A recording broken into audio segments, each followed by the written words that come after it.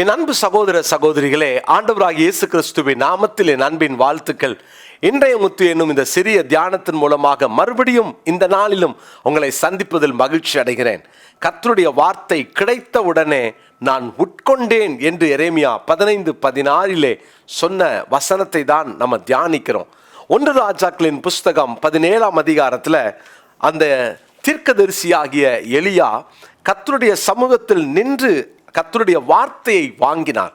தேவனுடைய வார்த்தையை வாங்கின அந்த எலியா தீர்க்கதரிசி ஆகாப்புக்கு முன்பாக அந்த வார்த்தையை அதிகாரத்தோடு கூட பேசினார். கர்த்தருடைய வார்த்தையில் இருக்கிற அதிகாரம் என்று நேற்று தினத்தில் உங்களோடு நான் பகிர்ந்து கொண்டேன். இன்றைக்கு அவருடைய வார்த்தையில் இன்னொரு அற்புதம் இருக்கிறது. என்னோடு கூட அதே 1 ராஜாக்கள் 17ஆம் அதிகாரத்தை திருப்பிக் கொள்ளுங்க. நல்ல வேதத்தை படிங்க, வேதத்தை நிறைய நேரம் படிங்க, ஒவ்வொரு நாளும் வேத வார்த்தையை உட்கொள்ளுங்க. பைபிள் மெமரி வர்ஸ் சேலஞ்சை டெய்லி நம்ம சொல்கிறோம். ஒரு காலத்தில் நீங்கள் படிச்சிருக்கலாம், அப்புறம் கொஞ்சம் நம்மளால் முடியாது அப்படின்ற ஒரு நிலைமைக்கு வந்திருக்கலாம். தயவு செய்து சொல்கிறேன், கடைசி நாட்களில் வாழ்கிறோம். ஒவ்வொரு நாளும் ஒரு வசனத்தையாவது மனப்பாடம் பண்ண தயவு செய்து தீர்மானம் எடுங்க. பைபிள் வசனத்தை படிங்க. இந்த வசனம் பாருங்க, எலியாவுடைய வாழ்க்கையில் என்ன செய்தது? அவனை அதிகாரமுடையவனாய் மாற்றியது. அது மாத்திரமல்ல, 1 ராஜாக்களின் புஸ்தகம் 17ஆம் அதிகாரத்தின் 5ஆம் வசனத்தை நான் வாசிக்கிறேன். அவன் போய் கர்த்தருடைய வார்த்தையின்படியே யோர்தானுக்கு நேராக இருக்கிற கேரித் ஆற்றண்டையிலே தங்கியிருந்தான். கேரித் ஆற்றண்டையிலே தங்கியிருந்தான். காகங்கள் 6ஆம் வசனம், அவனுக்கு விடியற்காலத்தில் அப்பமும் இறைச்சியும் சாயங்காலத்தில் அப்பமும் இறைச்சியும் கொண்டு வந்தது. தாகத்திற்கு அந்த ஆற்றின் தண்ணீரை குடித்தான். கர்த்தருடைய வார்த்தை அவனுக்கு உண்டாயிற்று. எதுக்காக? என்ன சொன்னாரு? நீ இவ்விடம் விட்டு கீழ் திசையை நோக்கி போய் யோர்தானுக்கு நேராக இருக்கிற கேரித் ஆற்றண்டையிலே ஒளித்து கொண்டிரு. 3ஆம் வசனம், கர்த்தருடைய வார்த்தை உண்டாயிற்று. எலியாவை அந்த வார்த்தை நடத்தியது. எதற்கு தெரியுமா? அவன் தேவை என்னது என்று ஆண்டவர் அறிந்திருந்தார். இப்போ அவனுக்கு ஆகாரம் வேணும், தண்ணி வேணும். கேரித் ஆற்றண்டைக்கு அனுப்பினார். அவனை போஷிக்க வல்லமையுள்ள வார்த்தை. தேவனுடைய வார்த்தை சாதாரணமானதல்ல, அவனை போஷித்த வார்த்தை. கர்த்தருடைய பிள்ளைகளே, ஒரு தேவ மனுஷனுக்கு ஒரு சரீரப்பிரகாரமான ஆகாரம் கண்டிப்பாக தேவை. ஆனால் அதை விட அதிகமாய் பரத்திலிருந்து வருகிற வார்த்தை இன்னும் அதிகமாக அவனுக்கு தேவை. பரத்திலிருந்து வருகிற வார்த்தையினால் ஒரு மனிதன் நிரப்பப்பட்டிருக்க வேண்டும். பரத்திலிருந்து வருகிற வார்த்தை ஒரு மனிதனுடைய வாழ்க்கையை மறுரூபப்படுத்தும். அது அவனுடைய வாழ்க்கையை மாற்றி அமைக்கும். அவனை ஆவிக்குள்ளாக அவனை பலசாலியாக மாற்றும். பிரியமான கர்த்தருடைய பிள்ளைகளே, தேவனுடைய வார்த்தை உங்களை ஸ்ட்ரென்தன் பண்ணும். அதாவது அது ஒரு ஆகாரத்தை போன்றது. அதனால தான் எரேமியா 15:16 நம்ம வாசிக்கிறோம். டெய்லி அந்த வசனத்தை தான் வாசித்து அதை தான் நம்ம தியானிச்சுக்கிட்டு இருக்கிறோம். இன்னைக்கு மறுபடியும் அதை வாசித்துறேன். எரேமியா 15:16, உம்முடைய வார்த்தைகள் கிடைத்த உடனே அவைகளை உட்கொண்டேன். உம்முடைய வார்த்தைகள் எனக்கு சந்தோஷமும் என் இருதயத்துக்கு மகிழ்ச்சியுமாய் இருந்தது. அப்போ கர்த்தருடைய வார்த்தை கிடைத்த உடனே உட்கொண்டேன். ஒரு ஆகாரத்தை போல அதை உட்கொள்ளுகிற அனுபவம். இன்னைக்கு அநேகருக்கு ஆவிக்குரிய அந்த பசியை தீர்க்கிறதே கிடையாது. ஆவிக்குரிய வாழ்க்கையில பசியே நிறைய பேருக்கு எடுக்கிறது இல்லை.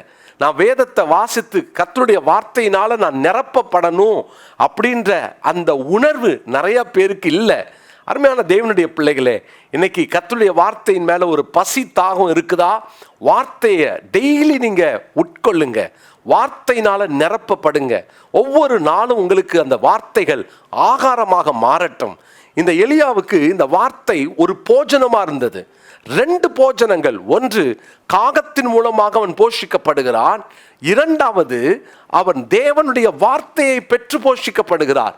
தேவனுடைய வார்த்தையை பெற்று போஷிக்கப்படுவது எலியாவினுடைய ஸ்பிரிச்சுவல் லைஃப்க்கு ஸ்ட்ரென்த். அந்த காகத்தின் மூலமாய் வருகிற போஜனத்தை உண்பது அவனுடைய பிசிக்கல் ஸ்ட்ரென்த். 2 ஸ்ட்ரென்த்தும் இன்னைக்கு நமக்கு தேவை.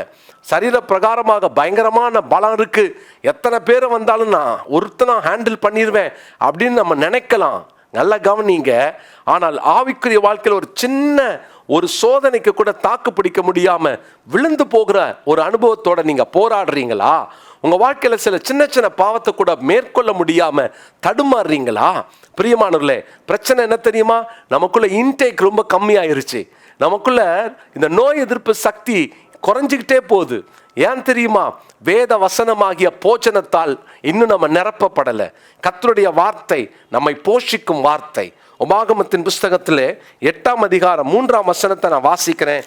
உபாகமத்தின் புஸ்தகம் 8ஆம் அதிகாரம் 3வது வசனம். அவர் உன்னை சிறுமைப்படுத்தி உன்னை பசியினால் வருத்தி மனுஷன் அப்பத்தினால் மாத்திரம் அல்ல கர்த்தருடைய வாயிலிருந்து புறப்படுகிற ஒவ்வொரு வார்த்தையினாலும் பிழைப்பான் என்பதை உனக்கு உணர்த்தும்படிக்கு நீயும் உன் பிதாக்களும் அறியாதிருந்த மன்னாவினால் உன்னை போஷித்தார். இந்த வசனத்தை வைத்துதான் ஆண்டவராகிய இயேசு கிறிஸ்து தன்னை சோதித்த பொல்லாத பிசாசானவன் இடத்துல இதை வச்சுதான் அவர் ஹேண்டில் பண்றார். அவருக்கு பசி உண்டான போது அந்த சாத்தான் என்ன பண்றான், இந்த கல்லையெல்லாம் அப்பமாக்கி சாப்பிடணும்னு சொல்லி ஒரு சோதனையை கொடுக்கிறான். இயேசுவுக்கு பசி இருந்தது தான், ஆனால் அவர் அந்த கல்லை எடுத்து அப்பமாக்கி சாப்பிட முடியும், ஆனால் சாப்பிடல. காரணம் என்ன தெரியுமா? அவருக்கு ஆவிக்குரிய அந்த போஜனம் அவருக்கு அங்கே பலமாய் இருந்தது.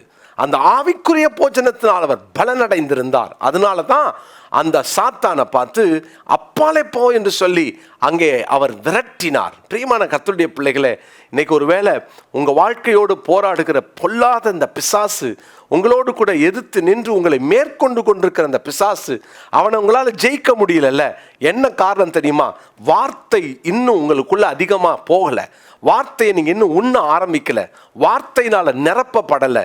இந்த வார்த்தையினால நிரப்பப்பட்டீங்கன்னா உங்களுக்குள்ள ஆவிக்குரிய பலன் கிடைக்கும். ஆவிக்குரிய போஜனத்தை சாப்பிட்டா தான் ஆவிக்குரிய அந்த அனுபவங்கள் கிடைக்கும். டெய்லி இன்னைக்கு ஒருவேளை ஒரு அதிகாரம் படிக்கிறவங்களா இருந்தா தயவு செய்து 2-3 அதிகாரங்கள் படிக்க ஆரம்பிங்க. வாசிக்காதீங்க, படிங்க, நிறைய படிங்க. கர்த்தருடைய வார்த்தையை அடிக்கடி படிங்க.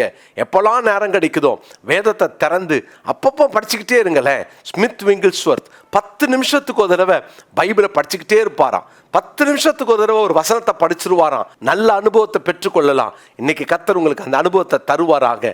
இந்த நாளிலே மனப்பாட வசனமாக உபாகமம் 8ஆம் அதிகாரத்தின் 3வது வசனம், உபாகமம் 8:3 மனப்பாடம் செய்வோம்.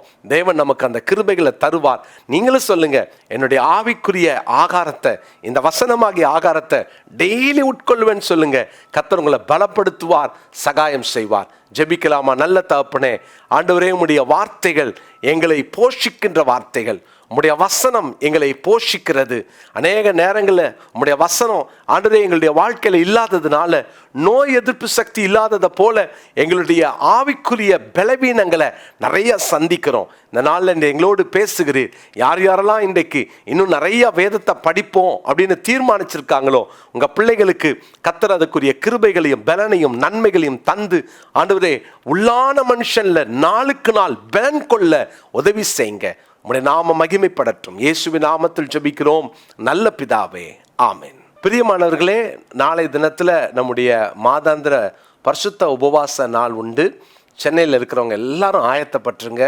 காலையில் 10 மணிக்கு ஆரம்பித்து நம்ம மதியம் 2 மணிக்கு அதை முடிப்போம்.